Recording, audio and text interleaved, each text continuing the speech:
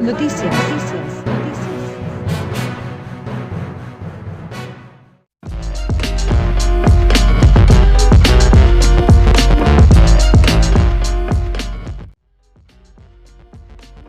Amigos, si quieren saber la verdadera historia de México completa y la de Miguel Hidalgo y Costilla, no dudes en adquirir un libro directamente con el Dr. Juan Bosco Abascal. Aquí en la descripción de este video te dejo los datos de contacto para que hagas tu pedido, ya puede ser físico o virtual. Tras un abortado intento de insurrección en 1809 en Valladolid, en Querétaro se plantea un movimiento de independencia, contando con el capitán Allende, a quien dan el título de general, y con su inmediato el capitán Aldama, pero siendo Hidalgo el cura de Dolores el principal motor que sugiere las ideas, reduciéndose su plan a hacer la independencia, según denuncia de don Juan Ochoa, dirigida al virrey Venegas, en carta fechada el 11 de septiembre de 1810. Mientras tanto, lentamente no dejaba la Inquisición de amenazar a Hidalgo desde 1807, reabriendo el proceso de 1800 y sobre todo desde 1808 y 1809. Es seguro que Hidalgo llegó a pensar que el único medio de librarse de la Inquisición, ojo, era el de levantarse en armas. Desde luego, no fue tal vez el pensamiento decisivo, pero sí tuvo demasiado peso en su ánimo. Lo cierto es que desde antes de estallar la insurrección, según un certero informe de don Juan Ochoa, contemporáneo, entre los comprometidos se consideraba al capitán Allende como el principal ejecutor de la revolución armada, al capitán Aldama su segundo y para ese efecto a Hidalgo, cura de Dolores, autor y director de la revolución proyectada.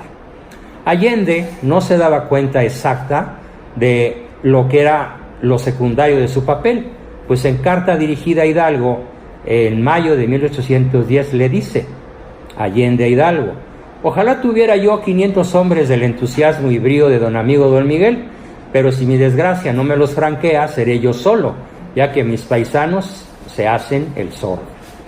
Primero se convino que el movimiento se iniciaría en Querétaro y en San Miguel el Grande, el 29 de septiembre, luego que el 2 de octubre y enseguida que el 1 del mismo mes. Pero descubierta por traidores la conjura, las autoridades de Querétaro dictan sus primeras medidas contra la corregidora, la casquivana amante del cura Hidalgo, Josefa Ortiz de Domínguez, a quien no le digo doña, Josefa Ortiz de Domínguez, simplemente.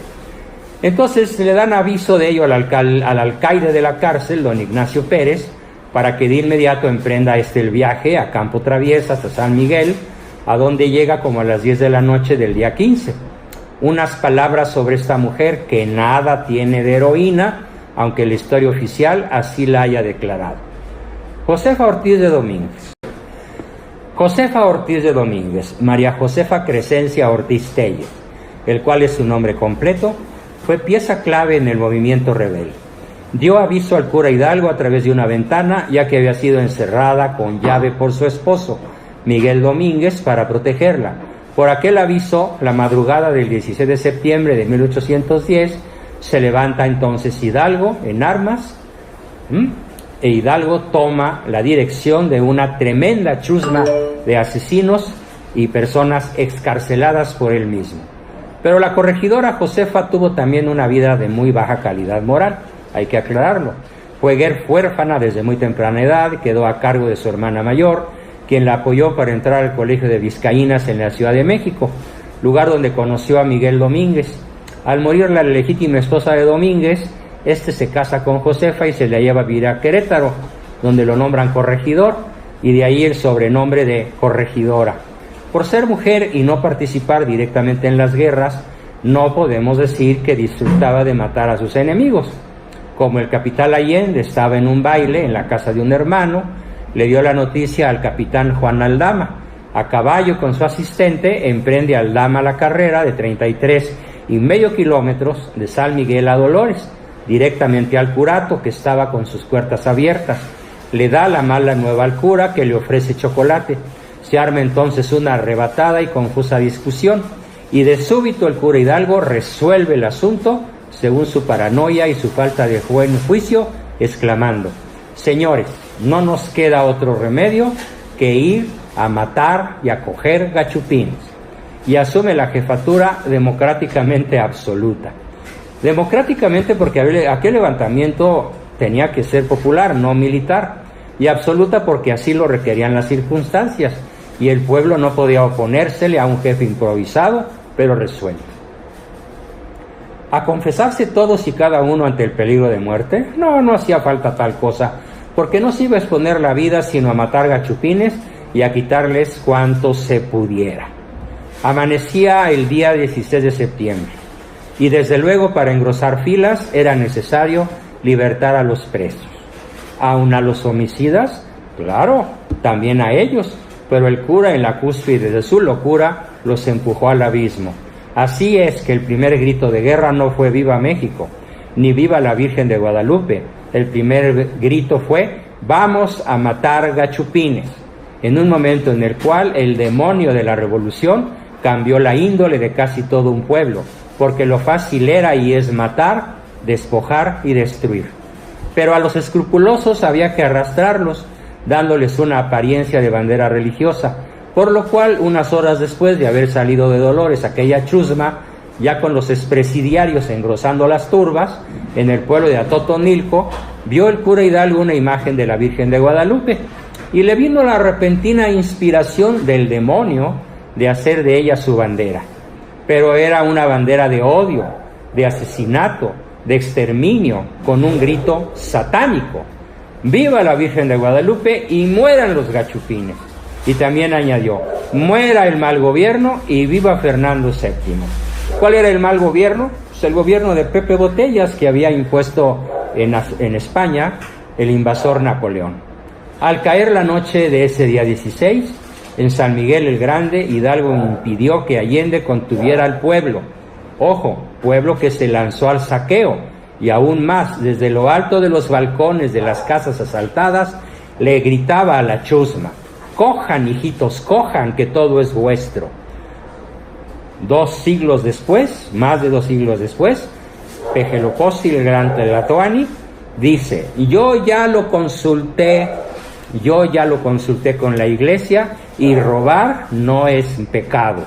Pueden robar, todos los pobres de México, roben, que todo es vuestro. Por eso seguramente el billete que en donde teníamos a Sor Juana Inés de la Cruz, ahora tiene a 2 impresentables. Uno de ellos, el peor, el personaje al cual estoy presentando: el asesino Hidalgo, que repito lo que dijo: «Cojan, hijitos, cojan, que todo es vuestro». Y el mismo 20 de septiembre, frente a Celaya, Hidalgo le mandó al ayuntamiento la siguiente información: «Nos hemos acercado a esta ciudad con el objeto de asegurar las personas de todos los españoles europeos. Si se entregan a discreción, serán tratados con humanidad, por lo tanto quedarían presos. Pero si se hiciere resistencia, se tratarán con todo el rigor que corresponde a su resistencia. Esperamos pronto la respuesta para proceder». El delito que por lo pronto merecía la pena de cautiverio era, según Hidalgo, el de ser españoles europeos. Entonces le escribe al intendente Riaño, otrora su amigo, intimándole la rendición de la ciudad de Guanajuato, prometiéndole que una vez que lograra la independencia, se libertaría a los europeos, y que estos tendrían derecho en ese momento a que se les restituyan sus bienes, de los que por ahora, para las exigencias de la nación, no servimos. Esto es exactamente lo mismo que hoy en México el gran Tlatoani ha lanzado como la ley de la extinción de dominio, tema que trataremos en otro apartado. Sí, repito lo que se dice en la ley de extinción de dominio: les vamos a restituir sus bienes, de los cuales ahora, por exigencias de la justicia, no servimos. Pero lo cierto era que aquellos españoles europeos no habían tomado las armas ni siquiera para defender sus vidas y haciendas. El 28 de septiembre, habiendo tomado Hidalgo las ciudades de Celaya, Salamanca, Irapuato y Silao, proclama mentirosamente en todas partes que la revolución era en defensa del rey y de la religión contra los franceses, a quienes querían entregar el reino los gachupines, y avanza voraz sobre Guanajuato. El intendente Riaño se había encerrado en la Alhóndiga de Granaditas, construida por él mismo, con los archivos, los caudales reales, los españoles pacíficos y soldados mal armados.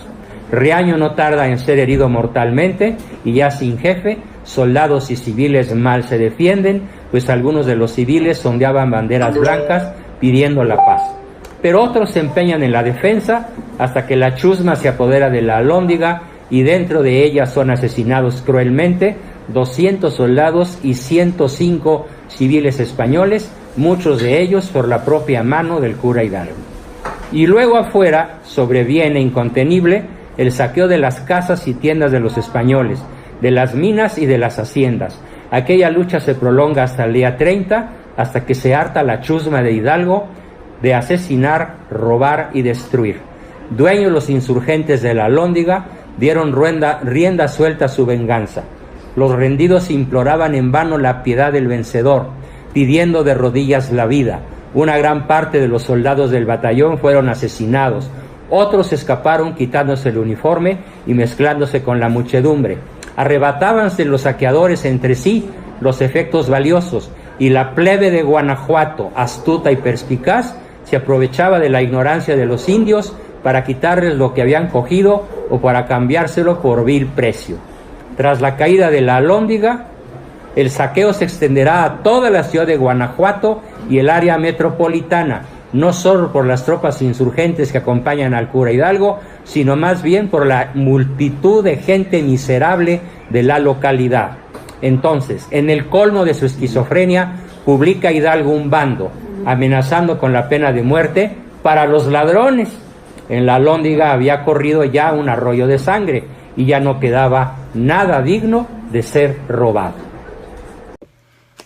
Pues queridos amigos, para terminar y no hacerlo muy largo, este informe real sobre quién fue el mal llamado padre de la patria, Miguel Hidalgo y Costilla, pues recomiendo la compra y la lectura de mi libro El lado oscuro del cura Hidalgo, en el cual narro toda su biografía completa, detallo sus fechorías, después de todo lo que conté en el bloque anterior acerca de sus crímenes terribles, sangrientos en la Alhóndiga de Granaditas. Pues tiene por ahí una serie de batallas, escaramuzas, batallas formales, donde es derrotado, donde solo gana una, pero después es derrotado por la enorme superioridad disciplinar y ética del ejército realista, del ejército español. Y finalmente, pues después de seguir cometiendo dislates, barbaridades, como de pretender ser llamado Su Alteza Serenísima y andar vestido como un payaso de rojo, con medallas de la Virgen, con galones militares, con arreos propios de un príncipe medieval, pues es tomado prisionero. Sí, alguien lo traiciona, qué bueno. En el sentido, no me alegra la traición como tal, porque es un pecado imperdonable, Judas es traidor, sino por alguien que había sido leal a la Nueva España y que finge como espía ser leal a Hidalgo, Elizondo, para entregarlo finalmente prisionero y quitarle todo su tremendo botín de guerra, 22 toneladas de oro puro, entre otras muchas cosas, y millones o cuando menos cientos de miles de pesos de aquella época. Y bueno, lo más interesante con lo que quiero terminar esta explicación, esta denuncia sobre el cura Hidalgo, es cómo termina su vida. Y la verdad es que merece admiración y merece respeto. Y si algo lo hace heroico, es su impresionante, impredecible y formidable capacidad de reconocer y arrepentirse. Voy a leer algunos de los párrafos que él escribe, que él confiesa en el tremendo interrogatorio al que es sometido antes de ser fusilado. Confiesa, cito sus propias palabras: Mi inclinación a la independencia fue lo que me obligó a decidirme por tanta ligereza y llámese frenesí. Pero lo mismo quisiera que a todos los americanos se les hiciera saber esta declaración, que es conforme a todo lo que siento en mi corazón y a lo mucho que deseo la felicidad verdadera de mis paisanos.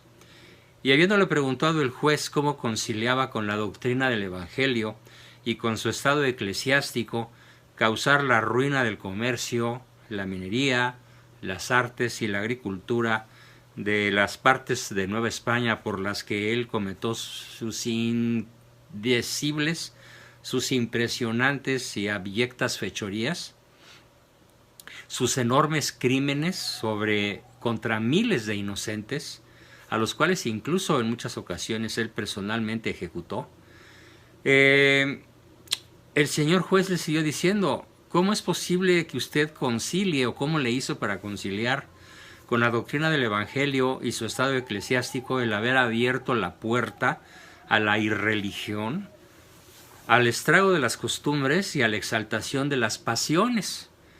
Y entonces Hidalgo contestó que nada podía conciliarse.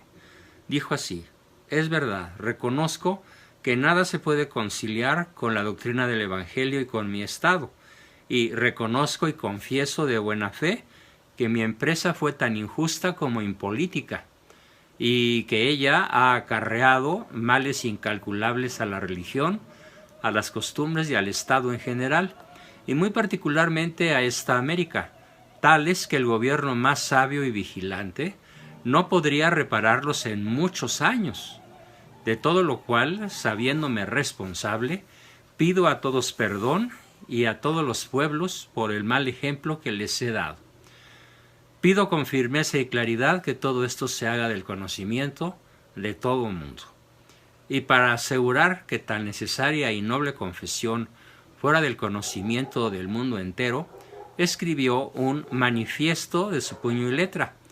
Fíjense bien, fechado el 18 de mayo de 1811 y luego ratificado en todas sus partes el 7 de junio, expresando su ansia de llorar de día y de noche por los que habían fallecido de su pueblo por causa suya y por todos los innumerables males que había originado. Y que a su vez deseaba bendecir las misericordias interminables del Señor, ya que le habían permitido entender sus yerros y arrepentirse de ellos, pues mis pensamientos, decía arrepentido, tienen a mi corazón en un tormento insoportable, aunque la noche de las tinieblas que me cegaban se han convertido en luminoso día. Esto lo dice él textualmente en su manifiesto a la nación, en donde proclama su profundo y definitivo arrepentimiento. Repito, la noche de las tinieblas que me cegaban se ha convertido en luminoso día, y en medio de mis justas prisiones me presenta tan perfectamente los males que le he ocasionado a esta nación, que el sueño se ha retirado de mis ojos y mi arrepentimiento me ha postrado en cama. Hasta aquí la cita directa de él. A estas y otras exclamaciones muy similares demuestran lo profundo y lo verdadero de su dolor, aun los pecados de su juventud, generalmente pecados contra la pureza, contra la castidad, acudían a su conciencia, pero sobre todo sus últimos crímenes se lo hicieron escribir. Aquí nuevamente cito al cura Hidalgo de su puño y letra. Ah, americanos, mis compatriotas, europeos, mis progenitores, y sobre todo insurgentes, mis secuaces, compadeceos de mí. Veo la destrucción de este suelo que he ocasionado, la ruina de los caudales que se han perdido, la infinidad de viudas y huérfanos que he dejado, la sangre que con tanta profusión y temeridad se ha vertido, y lo que no puedo decir sin desfallecer, la multitud de almas que por seguirme estarán en los abismos del infierno. Hasta aquí Hidalgo. Yo comento, nótese que no se dirige nada más a los habitantes de la Nueva España, sino que Hidalgo se dirige a los americanos todos, como compatriotas suyos, pues bien entendía ya que sus crímenes tenían trascendencia inevitable en toda la América hispano-india. Y seguía mostrando lo más íntimo de su pena, de su arrepentimiento y de confianza en la misericordia de Dios. Vuelvo entonces aquí a citar al cura Hidalgo. La santidad de nuestra religión, que nos manda perdonar y hacer bien a quien nos hizo mal, me consuela, porque espero que os compadecéis de mí. Perdonadme unos, las víctimas, los males que os he inferido, y libradme vosotros, insurgentes, de la responsabilidad horrible de haberos seducido. Cierto de la misericordia del Señor, pero lo que me aflige son los graves perjuicios que he originado. Hasta aquí la cita. Exhortaba luego a sus secuaces a reconocer de nuevo a las autoridades contra las que se había rebelado, y prorrumpía pensando de nuevo en Dios. Nuevamente cito al cura Hidalgo. ¿Con qué satisfacción me arrojaré en los brazos de un Dios que, si como justo me debe sentenciar, como Padre piadosísimo me llama y me da tiempo para que, desengañando al mundo y arrepintiéndome, se vea en la suave precisión de decidir mi eterna suerte, según las promesas que nos ha hecho, de que en cualquier día que el pecador se convierta, echará en perpetuo olvido sus iniquidades? Además, escribe hermosísimo, demuestra su enorme inteligencia y su gran cultura, su erudición.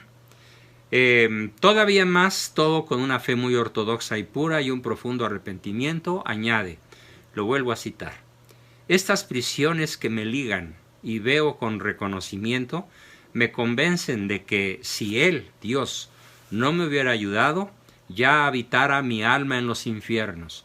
El horror con que se me presenta la sangre que por mí se ha derramado y el que me causa en la devastación de este florido reino, no puedo negar que son aquellos auxilios con los que Dios ponía su vista en Israel.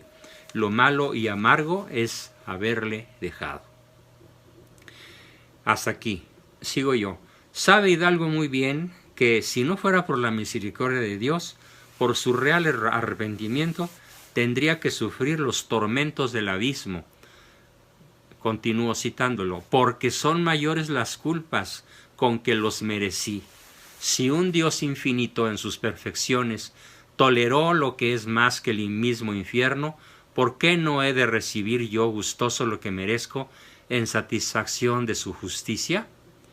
Pero confiesa que, cito, ni aun estos suplicios me aterran, a presencia de sus misericordias, pues sé que el día que un pecador se arroja a sus pies, se regocija todo el cielo.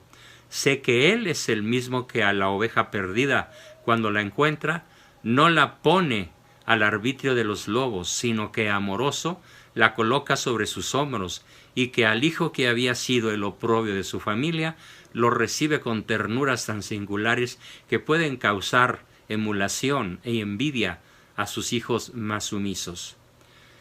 Hasta aquí la cita. Continúo yo. Acepta plenamente la pena capital, su ejecución, y aun con alegría. Vuelvo a citar a Hidalgo. Quiero morir y muero gustoso porque ofendí a la majestad divina y a la humanidad y a mis prójimos. Deseo y pido que mi muerte ceda para gloria de Dios y de su justicia, y para testimonio el más convincente de que debe cesar al momento la insurrección, concluyendo estas mis últimas y débiles voces con la protesta de que he sido, soy y seré por toda la eternidad un católico cristiano. Cito yo ahora, o digo yo ahora, su conclusión de que debe cesar al momento la insurrección es perfectamente lógica y moralmente necesaria, sin dejar por esto de ser valerosa, y a la misma conclusión llegará Morelos, aunque con otras palabras, en su retractación de los días 10 y 11 de diciembre y 11 de diciembre de 1815, corroborada con su escrito de 1812, en que le revela al virrey Calleja los lugares en los que los insurgentes tenían guardados materiales de guerra y mucho dinero, habiendo hecho otras revelaciones en sus declaraciones de los días 28, 29 y 30 de noviembre y 1 de diciembre. Ya veremos en su momento la biografía y las retractaciones de Morelos. Y termina Hidalgo de esta manera: espero que las oraciones de los fieles de todo el mundo, de todas las naciones, porque sabe que el escándalo de sus crímenes cundió por todas ellas, con especialidad de las que estos dominios se interpongan para que, dándome el Señor y Padre de las misericordias una muerte de amor suyo y dolor de mis pecados, me conceda su beatífica presencia. Este último manifiesto de Hidalgo, íntegramente auténtico, pues todo él está escrito de su puño y letra, de dos cosas nos convence, y es muy importante que todo México lo sepa. Primera, Hidalgo no es el iniciador de la independencia, sino exactamente del retraso de ella, por los terribles males que a la patria le causó, males que, según él mismo confesó, no se podrían reparar sino en mucho tiempo por un gobierno cristiano y estable, y precisamente por las condiciones en que la dejó, no será posible la constitución de tal clase de gobierno. Quedan sembrados en todas partes, en los mismos espíritus, los dientes del dragón, y desolado el país en lo espiritual y en lo material. El milagro realizado por don Agustín de Iturbide tendrá que ser efímero. ¿Por qué? Porque Hidalgo no había dejado al país en las condiciones naturales necesarias para que la hazaña de Agustín de Iturbide pudiera cobrar vida por el resto de la historia de México. Segunda conclusión sobre el brutal, trágico papel de Hidalgo. En cambio, Hidalgo mismo nos enseña que la salvación del alma depende de un acto sincero y profundo de la humilde contrición y de filial confianza en la infinita misericordia de Dios, acto del que serán incapaces soberbios endemoniados como Melchor Ocampo, que al ofrecérsela a un sacerdote para que arreglara sus cuentas con Dios, sabiendo que irremisiblemente se le iba a fusilar en aquellos momentos, contestó Melchor Ocampo: muchas gracias, no lo necesito porque yo estoy bien con Dios y Dios está bien conmigo. Yo creo que esto mismo va a ser lo que el Pejelocópostli, el gran Tlatoani, Manuel Andrés López Obrador, conteste cuando, a través de esta moción, de esta invitación que le hago al gran Pejelopostli, gran Tlatoani, Manuel Andrés: arrepiéntete, Manuel Andrés, antes de que sigas causando la ruina de tu país, de tu nación, de esta nación por la que tu servidor y otros millones estamos dispuestos a dar la vida. Arrepiéntete como Hidalgo, porque si bien Hidalgo cometió muchas fechorías, las que tú estás cometiendo son infinitamente mayores que todas las que él cometió. Además, tú pretendes perpetuarte en el poder, y él tuvo unos cuantos meses la posibilidad de destruir a la nación que ahora tú destruyes con absoluta impunidad y en medio de las aclamaciones de la multitud de chairos y analfabestias que te siguen, porque después de 91 años, México está en la peor de las situaciones posibles, sumido en la más absoluta ignorancia. Bien, continuando con las conclusiones sobre Hidalgo. Siendo que con quien él estaba bien, vuelvo a Melchor Ocampo, era con Satanás, como estuche que era de miserables bajezas, por libertino como mal padre, como perseguidor de la iglesia y como traidor a la patria con el tratado Maclean Ocampo. Estas dos últimas bajezas en complicidad con Benito Juárez, cuya alma viera bajar al infierno el obispo de León, don José María Díez de Sollán. Suprema lección es esta de Hidalgo, pero no por ella es el padre de la patria, y mucho menos en el sentido de iniciador de la independencia. Es un buen maestro cristiano solo para bien morir. Así que, Peje, para bien morir, aquí tienes tu modelo, el cura Hidalgo, mas no lo es para bien vivir vida cristiana ni patrióticamente. Y conviene tener en cuenta que él no cometió el pecado contra el Espíritu Santo. Hidalgo no cometió el pecado contra el Espíritu Santo, que consiste en pecar con ganas y con la presunción del perdón de Dios a última hora. Si lo hubiera cometido, simplemente no habría tenido perdón. Simplemente pecaba con frenesí, atolondradamente, pero sin ulterior pensamiento. Sin oración, fatalmente degenera la acción, y sobre todo en un sacerdote. Sentenciado a muerte Hidalgo el 26 de julio, habiendo confirmado ante varios testigos cuanto había escrito en su manifiesto, una prueba más de su autenticidad, el día 29 se efectuaron las ceremonias de la degradación eclesiástica, necesaria para poder ser ejecutado, viéndose siempre tan sereno que parecía indiferente. La víspera de su ejecución pasó muchas horas en la capilla, orando a ratos y a ratos reconciliándose con un sacerdote, según testimonio de su custodio, el teniente Armendáriz. Este es el cura Hidalgo histórico, el que debería de ser presentado por el clero como ejemplo de los más tremendos pecadores arrepentidos, sobre todo a los culpables de crímenes de lesa religión y de lesa patria, como todos, casi sin excepción, quienes tienen hoy las riendas de México.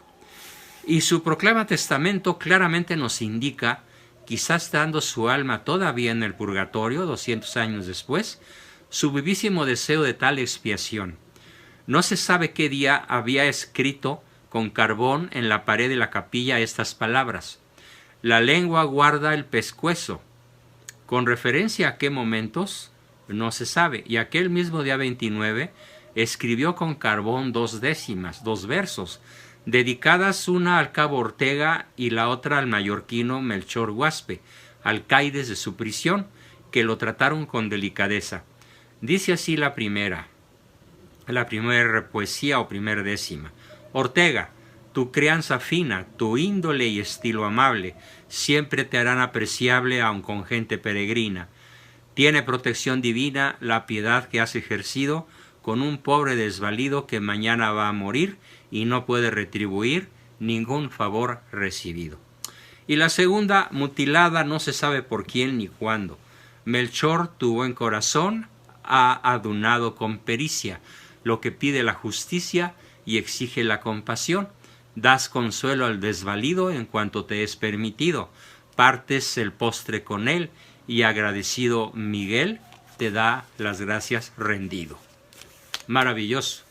Su serenidad siguió siendo absoluta porque absoluta era ya la tranquilidad de su conciencia puesta en paz con Dios.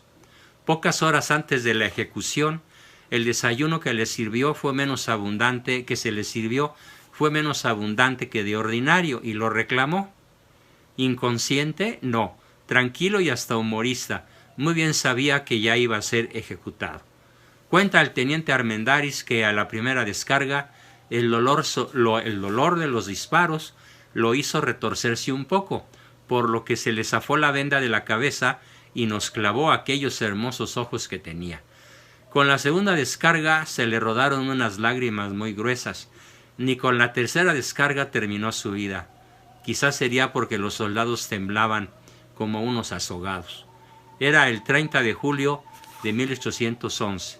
Tenía Hidalgo 58 años, 2 meses y 22 días, en la plenitud de su vida. Más atrás consigné los datos de don Ezequiel A. Chávez en su Hidalgo, sobre el proceso de la Inquisición contra el cura de Dolores. Veamos el dictamen sobre las excomuniones del cura Hidalgo, pronunciado por Jesús García Gutiérrez, José Bravo Ugarte y Juan Bautista Higuinis, a petición del arzobispo de México, don Luis María Martínez. El proceso contra el cura Hidalgo consta con toda certeza que el 16 de julio de 1800 abrió la Inquisición una investigación sobre la vida, costumbres y doctrinas del cura Hidalgo por denuncia formal que hizo fray Joaquín Huesca, que en octubre de 1801 lo denunciaron los carmelitas de Valladolid, que a mediados de 1807 el presbítero don Manuel Castilblanco lo denunció ante el comisario de San Miguel el Grande, y que el 15 de marzo de 1809 lo acusó fray Manuel Bringas. Y este proceso no se concluyó, pero por otra parte que el edicto de don Manuel Abad y Queipo, obispo electo y gobernador de este obispado de Michoacán, se lee lo siguiente: usando de la autoridad que ejerzo, declaro que el referido don Miguel Hidalgo y sus secuaces son perturbadores del orden público y perjuros, y han incurrido del orden público y perjuros, han incurrido también en la excomunión del canon Sicies Saudente Diabolo, Sicies Suadente Diabolo, por haber atentado contra la persona y libertad del sacristán de Dolores, del cura de Chamacuero y de varios religiosos del Carmen de Celaya, aprisionándolos y manteniéndolos arrestados. Los declaro excomulgados, vitandos, o sea, ya estaban juris et juri excomulgados. Y hubo otros edictos posteriores al edicto de Abad y Queipo. En la declaración del cura Hidalgo, hecha en Chihuahua en mayo de 1811 ante su juez, se lee que aquel ha reprendido al padre Corona en Guadalajara y ha llegado a arrestarlo porque predicó contra la insurrección y porque no replicó cuando la toma de San Blas, y que en Guadalajara fueron ejecutados por orden de Hidalgo alrededor de 350 españoles, entre ellos un lego carmelita y un dieguino, si mal no se acuerda el propio cura Hidalgo, que no sabe si era lego o sacerdote, y añadió que es cierto que a ninguno de los que mataron de su orden se les formó proceso, ni había sobre qué formárseles, pues bien conocía Hidalgo que estaban inocentes. Y es claro, decimos nosotros, que el haber dicho que levantaba la censura del canon Sicies Suadente Diabolo, el canónigo conde de Sierra Gorda en Valladolid, al acercarse al cura Hidalgo por puro miedo, careció absolutamente de efecto. Excomulgado estaba el cura Hidalgo y excomulgado siguió hasta que se arrepintió de todos y cada uno de sus pecados y crímenes y fue absuelto en vísperas de ser ejecutado. Pero no fue absuelto por misericordia pura, fue absuelto porque primero él hizo justicia al declarar sus crímenes de su puño y letra y manifestar una verdadera contrición. Y absuelto quedó aún de dicha excomunión, pero no antes. En artículo de muerte, in articulo mortis, es excomulgado, es absuelto en confesión por cualquier sacerdote, aun de excomunión reservada al Papa, en la que Hidalgo había incurrido. El del cielo fue el único buen robo de los muchos cometidos por Hidalgo. Cometió infinidad de robos, pues digamos que se robó el cielo. Y me da gusto. Por él, no por México. De los 30 revolucionarios conducidos a Chihuahua, fueron pasados por las armas el exgeneralísimo Hidalgo, 30 de julio de 1811, el generalísimo Ignacio Allende, el capitán general Jiménez y el general Juan Aldama, los mariscales Santa María, Lanzagorta, Zapata y Camargo, los brigadieres Portugal, Carrasco y Mariano Hidalgo, el ministro de Gracia y Justicia José María Chico, el torero Verdugo Marroquín y otros, en total 22. 6 fueron condenados a presidio, siendo el principal Abasolo, que murió en el castillo de Santa Catalina de Cádiz el 14 de mayo de 1816, y 2 no fueron sentenciados. De los 10 sacerdotes de Durango, solo escapó con vida el carmelita Fray Gregorio de la Concepción, por tener causa pendiente en San Luis Potosí. Los demás fueron fusilados en la hacienda de San Juan de Dios el 17 de julio de 1812, después de la muerte del obispo Olivares, que se negó a degradarlos, y no estando degradados, el intendente Bernardo Bonavia ordenó que para fusilárseles se les quitaran sus vestiduras eclesiásticas. La ejecución que nos parece injusta, a mí también me parece injusta, es la de Ignacio Allende, porque él obró de buena fe en nombre de Fernando VII y en todas las ocasiones trató de evitar y de impedir los desmanes de Hidalgo y de las chusmas. Me aprovecho para narrar que en una ocasión él mismo disparó a cañonazos sobre la turba que iba a saquear diversas poblaciones. Podemos decir que el único héroe limpio de todo este periodo revolucionario tan confuso pues es don Ignacio Allende.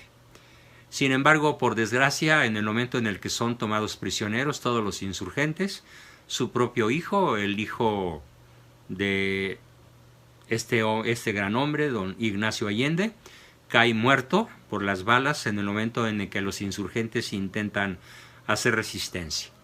Como corolario de este manifiesto en pro de la verdad, y que sirve también como una invitación a todos los que hoy destruyen México de una manera bestial, brutal, peor que la de Hidalgo, platico que el cadáver de Hidalgo y el de sus compañeros fueron sepultados en la capilla de la Tercera Orden de San Francisco de Chihuahua, de la que en el año 1824 fueron trasladados del lugar en que estaban en Guanajuato a la Catedral de México, en la que enterraron con gran solemnidad debajo del altar de los reyes en la bóveda destinada antes a los virreyes y después a los presidentes de la República.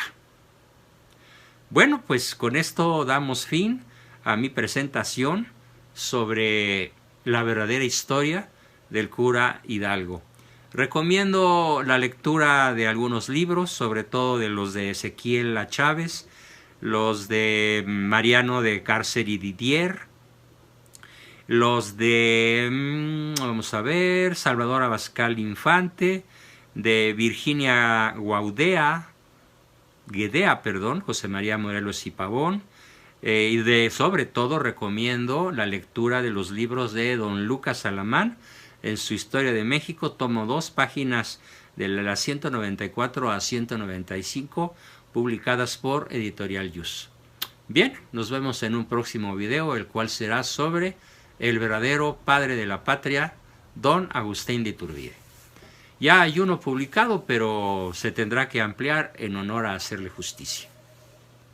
Amigos, si quieren saber la verdadera historia de México completa y la de Miguel Hidalgo y Costilla, no dudes en adquirir un libro directamente con el doctor Juan Bosco Abascal. Aquí en la descripción de este video te dejo los datos de contacto para que hagas tu pedido, ya puede ser físico o virtual.